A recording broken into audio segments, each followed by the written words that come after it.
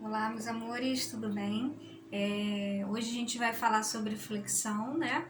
Mais do mesmo, né? Porque a gente já havia falado sobre isso quando a gente estava estudando morfologia, né? E agora a gente vai estudar flexão de gênero e de número nos nomes, ou seja, as flexões no adjetivo propriamente, né? E no substantivo, como está lá na página 43. Nós já havíamos falado sobre isso um pouco, né, na aula online, começando o quarto bimestre, o conteúdo do quarto bimestre, e aí a gente vai focar mais nessa questão da flexão do gênero e do número nos substantivos e nos adjetivos. Então, segue lá na página 43, flexão, flexão nos substantivos e adjetivos. Então, o que a gente pode perceber, né, quando a gente está focada no substantivo e no adjetivo? Quando a gente vai estudar flexão, a gente tem que ficar muito ligado nessa questão de que nós temos propriamente, quanto à estrutura, né, a gente tem as flexões no grupo dos verbos, né? Nesses dois grupos aí grandes, né? Grupo dos verbos, flexão no grupo dos verbos, né?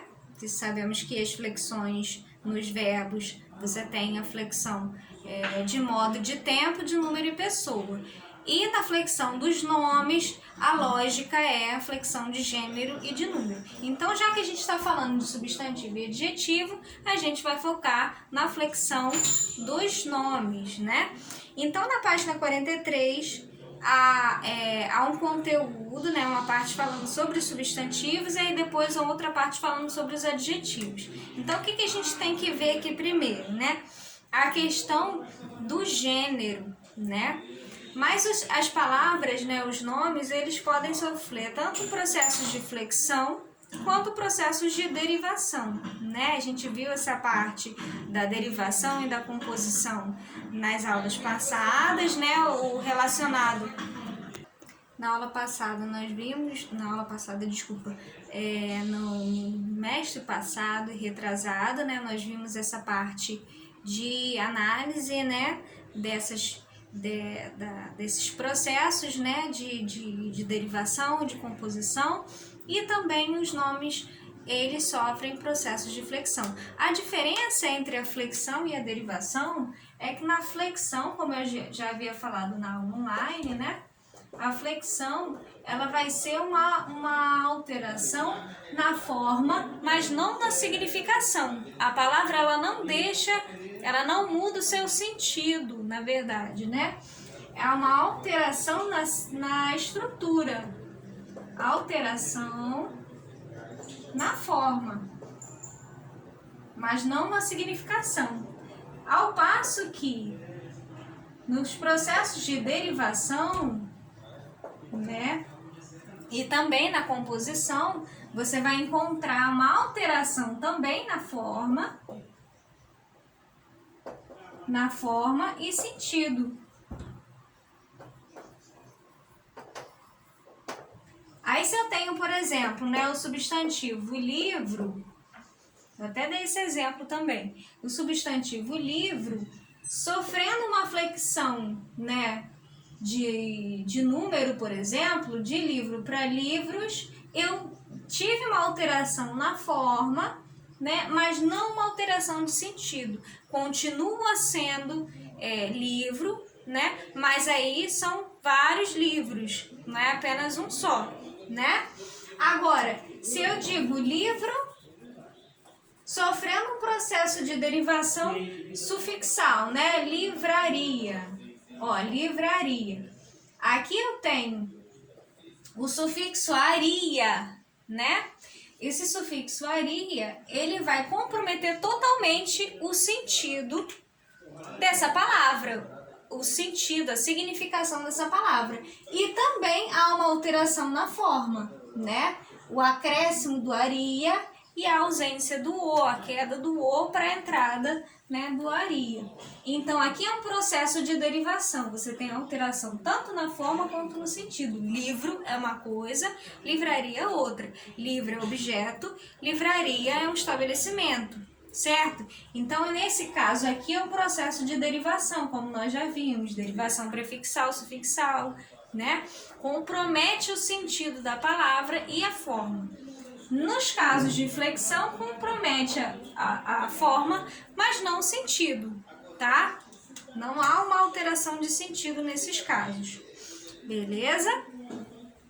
Então, aí quando a gente começa a falar sobre a questão do gênero, né, eu vou citar aqui o Carlos Alexandre novamente, a gente vai seguir também com o Carlos Alexandre, também falando, né, alternando entre o livro didático de vocês e o Carlos Alexandre. Então ele fala assim, na parte falando sobre gênero, né, gênero e flexão de gênero. As gramáticas tradicionais abordam com superficialidade a questão de gênero.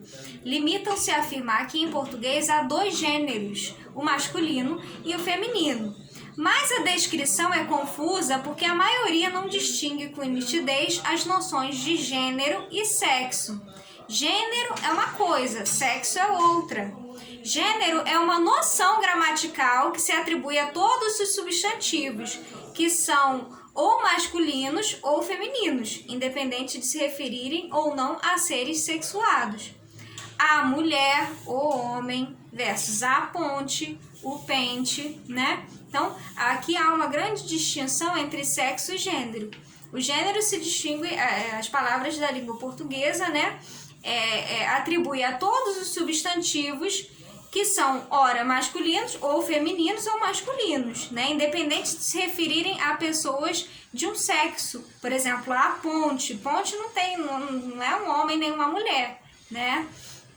Mas aí você tem o substantivo ponte é um substantivo feminino, né? Pente ou pente, não é nem masculino nem feminino, não é nem homem nem mulher, mas é um substantivo masculino. Então há essa questão entre diferenciar sexo e gênero, né? Nesses casos aí. Sexo é o conceito biológico, né? E está diretamente atrelado a nomes que fazem referência a seres cuja conformação física, orgânica e celular permite distinguir o macho da fêmea, certo? Portanto, não há relação necessária entre uma ou outra propriedade. O sexo diz respeito ao universo biosocial, né? Gênero é uma categoria gramatical intrínseca ao substantivo. Olha só, todo substantivo tem gênero, quer seja morfologicamente marcado, a aluna, a professora, quer não, a maçã, a tatuagem, certo? Portanto, o gênero é uma categoria inerente que faz parte da própria natureza do substantivo. Perceberam essa questão, essa oposição entre sexo e gênero? É muito importante a gente mencionar, certo? Para não dar margem para interpretações. Com base na descrição do gênero como propriedade intrínseca dos substantivos, Matoso Câmara distribui os nomes do português em três grandes grupos, certo? Primeiro, substantivos de gênero único. Então, aí a gente tem, segundo Matoso Câmara, né? Novamente aí, Matoso. Você tem, ó, substantivos de um gênero único.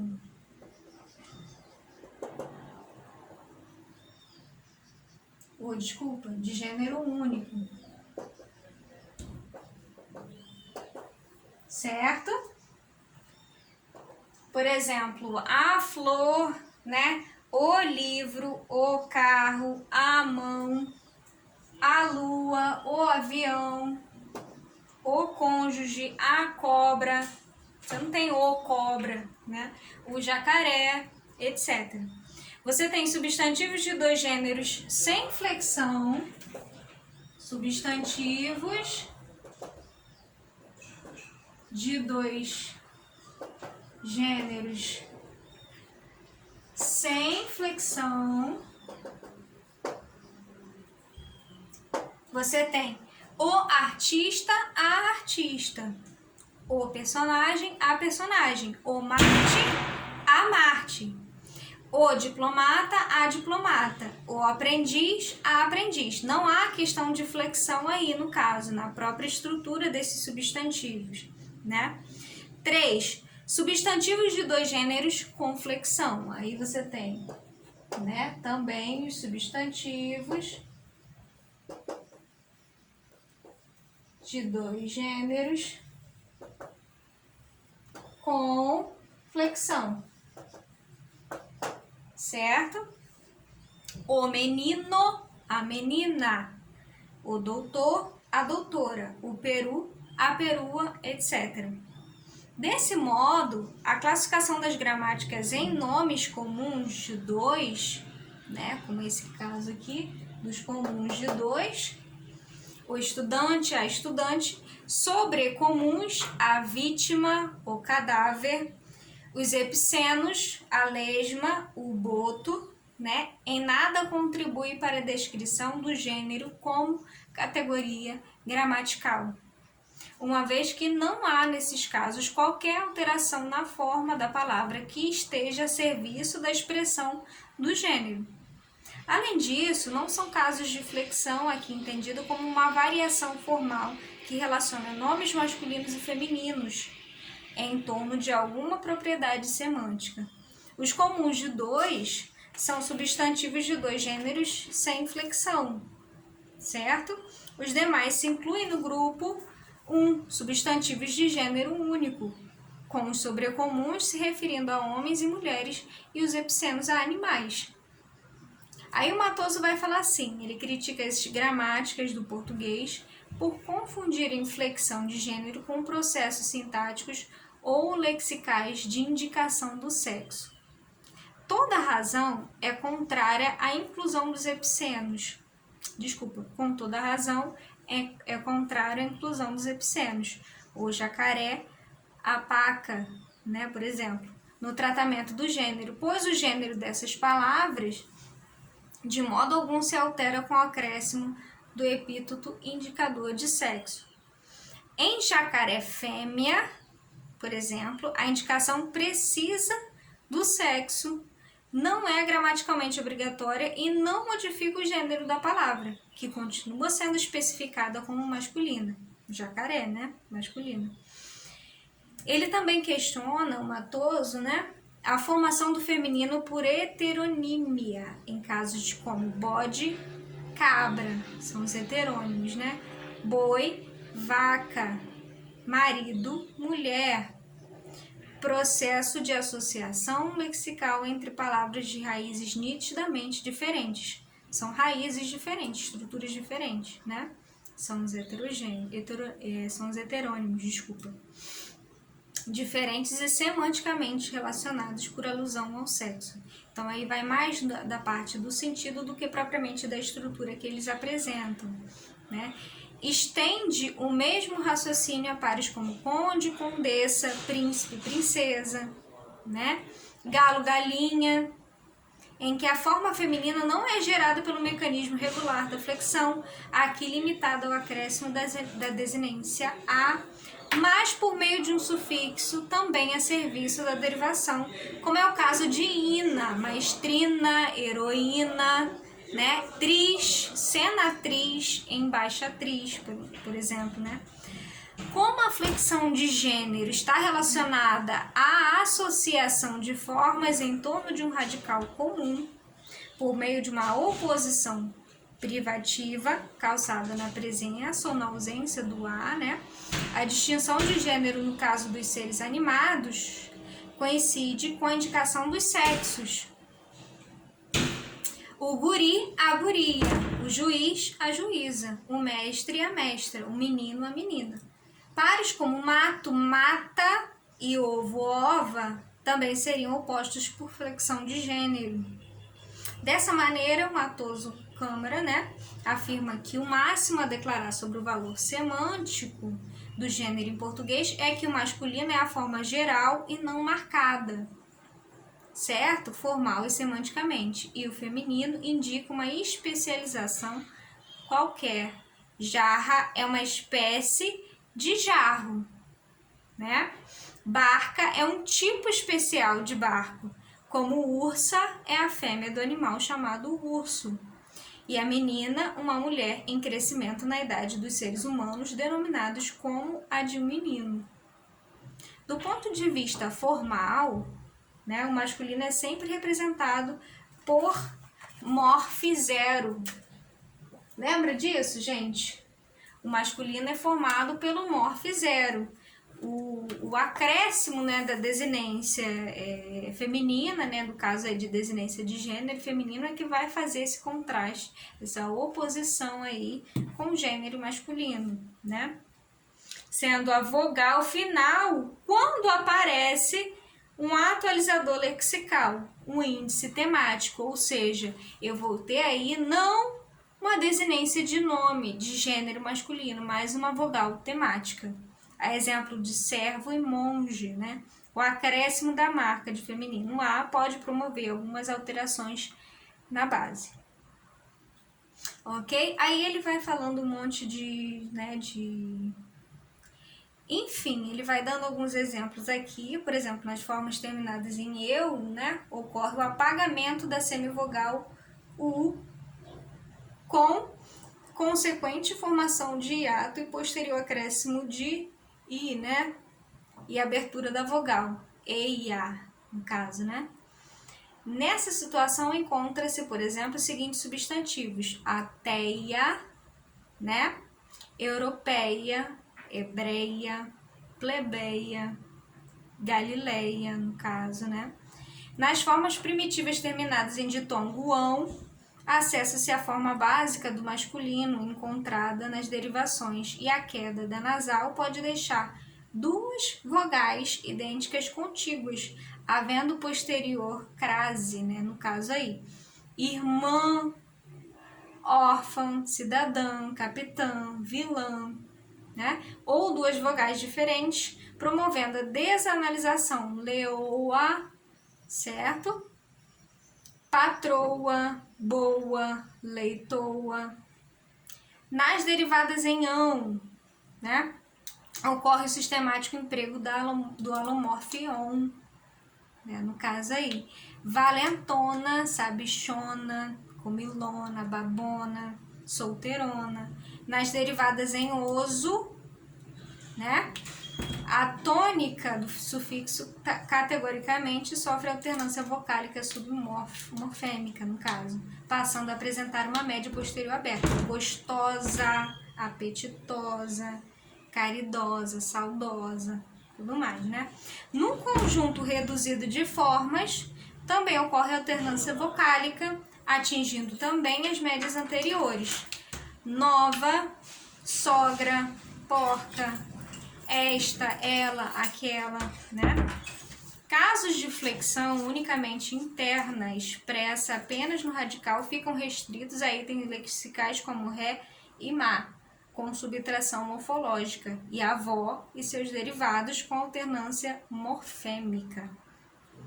Passemos, e aí ele fala a respeito das flexões de número. Então, o que a gente pode extrair dessas informações do Carlos Alexandre, né? Primeiro, distinção entre gênero e sexo, né? Perceber essas questões, né, sobre as quais nós falamos aqui, e aí tratar dessas particularidades, né? Da questão da ausência, né, do morfe zero aí, que representa o gênero masculino, no caso, e o que vai apresentar a desinência de gênero feminino são nas palavras femininas, no caso aí, né, em que você vai ter um equivalente no masculino. Certíssimo, gente? Então, façam a leitura, né, da página 43, façam os exercícios da página 44, 45, 46 ok? E aí a gente fala a respeito do grau na próxima aula, no nosso próximo encontro, ok? Beijos, tchau, tchau.